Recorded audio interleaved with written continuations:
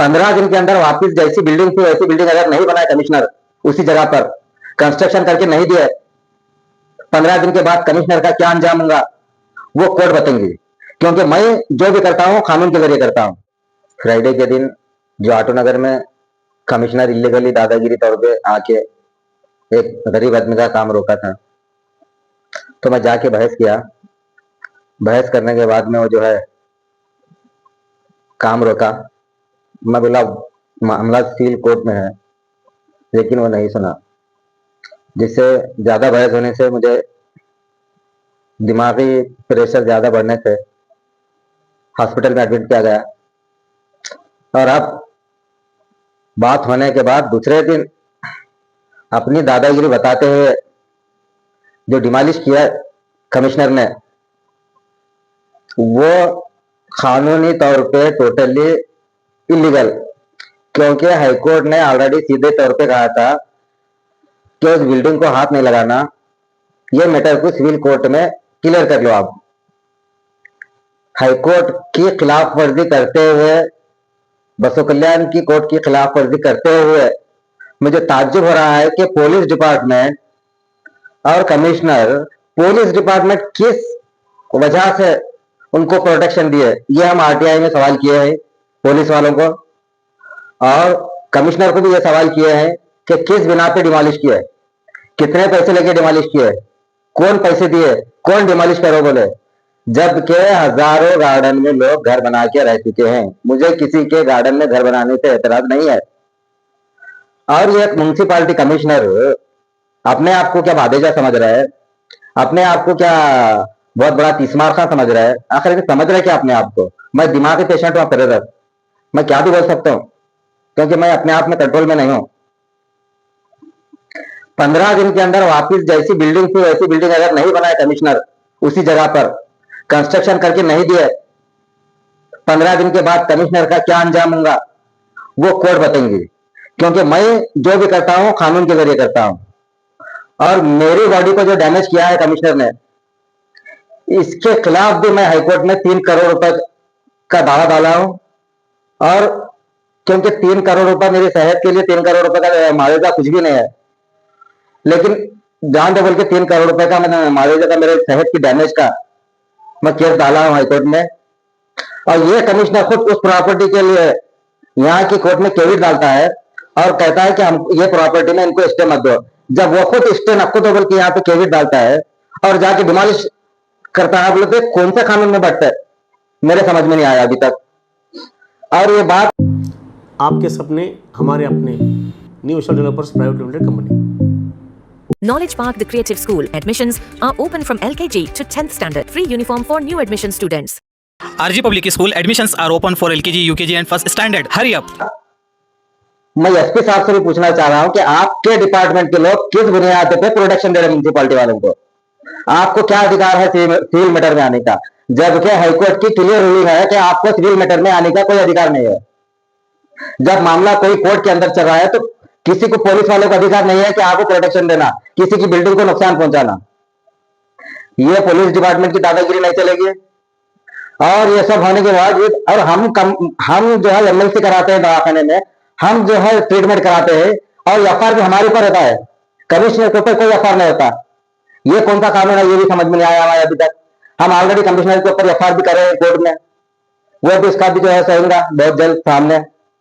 और ये कमिश्नर को आप मीडिया के जरिए, ये कमिश्नर को जल्द से जल्द सस्पेंड नहीं डिसमिस करना, ये मैं सीएम साहब से रिक्वेस्ट करता हूं। अगर आप सीएम साहब हक का साथ देने वाले हैं तो आप इसको जल्द से जल्द डिसमिस करना और 15 दिन में वो बिल्डिंग वापस बना के देना, जिस तरह की बिल्डिंग बनेगी थी उसी तरह से बिल्डिंग बनाना वहां पे। और अगर नहीं बनाएंगे तो 15 दिन के बाद कोर्ट में क्या होगा, क्या सजा होगी मुझे मालूम नहीं है ये, लेकिन हम कोर्ट में बराबर इसको सजा दिलाने की कोशिश करेंगे। और बसो कल्याण के 31 वार्ड से, टोटल 1 से लेकर 31 वार्ड के लोग मेरे को फोन लगा रहे कि हमारे मोहल्ले में कोई डेवलपमेंट काम नहीं हो रहा और आपकी बिल्डिंग, आपके बॉस की बिल्डिंग तोड़ने में जो है सेफ्टी एंट्रीज क्यों लिया कमिश्नर बोल के पूछ रहे। तो मैं पूरे बसो कल्याण के 31 वार्ड के लोगों को बोलता हूं कि आप जाओ कमिश्नर के पास, जाके पूछो उसको कि क्या दिलचस्पी थी बिल्डिंग गिराने में, जबकि वो अप्रूव लेआउट है ही नहीं।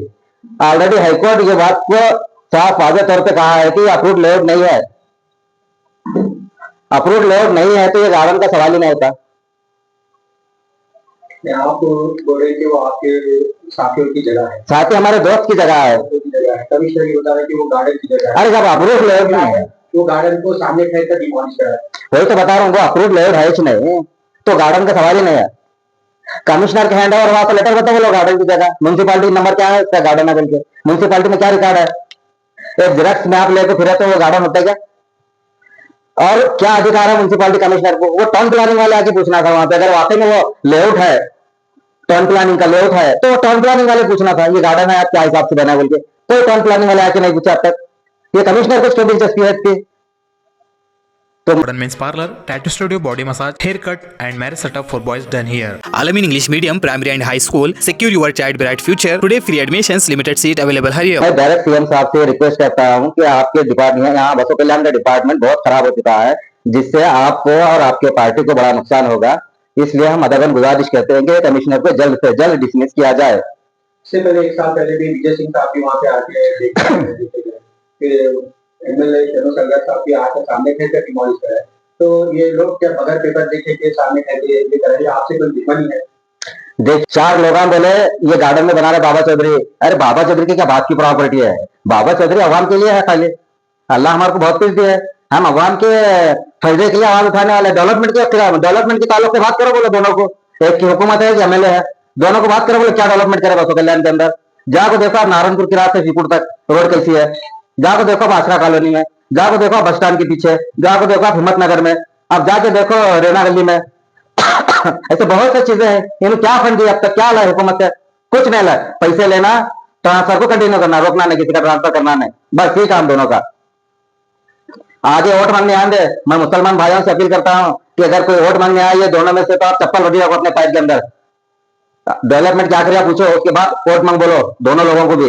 ये लोगों, आप लोगों से मैं अदबन गुजारिश करता हूँ, पूरे नहीं, थोड़े चमचे हैं, वो चमचों को छोड़ कर बात कर रहा हूँ। मैं आम मुसलमानों की बात कर रहा हूँ, आम हिंदू भाइयों से बात कर रहा हूँ मैं। आप डेवलपमेंट के मुद्दे पे आज तक क्या हुआ?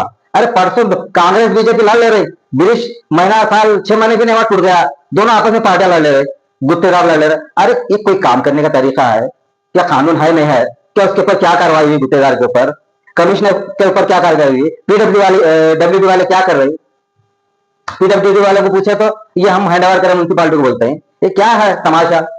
कुछ नहीं, डेवलपमेंट, बैठना ऑफिस में, घर को जाना, ऑफिस में बैठना, घर को जाना, यही काम है लोगों के। फुल हार शार करना, बस इतना। हाँ जी अच्छा है तो, अच्छा है तो, हाँ जी अम्मा अब्बा, ये इतने खुश लोग हैं हमारे। आगे वोट मांगने आएंगे तो आप जरूर सवाल करना।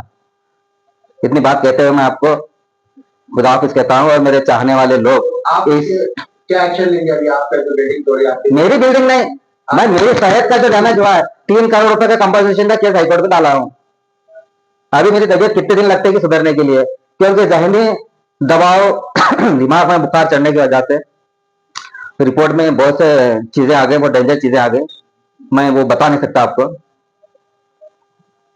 और आखिरी बात ये कहूंगा मैं आप लोगों से कि यहाँ तक कि म्यूनसिपालिटी के लेबर तक मेरे को बोले आके, साहब 10 महीने से तनख्वाह नहीं मिला हमारे को, हमारे बीवी बच्चे हैं, कैसा घर चलाना? इतनी थर्ड क्लास म्यूनसिपालिटी चला रहे हैं ये लोग। अब क्या बोलना, बोलो। बस इतना कहते हुए मैं अपनी बात खत्म करता हूँ। और मेरे बसों कल्याण के मेरे चाहने वाले मुसलमान भाइयों से, हिंदू भाइयों से, दलित भाइयों से, जितने भी मेरे भाई चाहने वाले हैं, तमाम से मैं अदबन गुजारिश करता हूँ कि इस न्यूज को इतना वायरल करो, इतना वायरल करो कि ये लोग जो है सो अपने काम पे बसों कल्याण के ऊपर या तो डेवलपमेंट करना है या तो बसों कल्याण छोड़ के जाना है।